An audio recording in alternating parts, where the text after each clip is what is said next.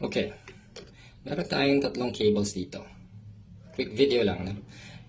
Ito, ginagamit to for indoor. Ito, Cat6 indoor. Ayan. Then, Cat6 outdoor.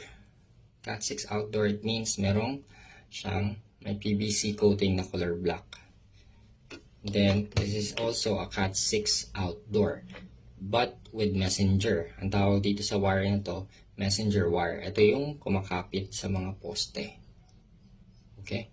So, pag nag-install kayo or parang nag-terminate kayo, ang gagawin nyo is tatanggalin nyo yung PVC coating nya. So, para ma-crimp nyo.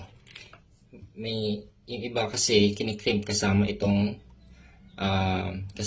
PVC coating, which is totally damaging sa port ng switch mo. So, kailangan mo siyang tanggalin kasi mahirap siya ma-bend. Unlike dun sa walang PVC coating, madali siya ma-bend. So, i-force niya yung switch mo. Okay? So, again, pagka tinanggal mo, pag nag-install ka ng ganito, or ito yung ginamit mo, kailangan mong tanggalin yung PVC coating.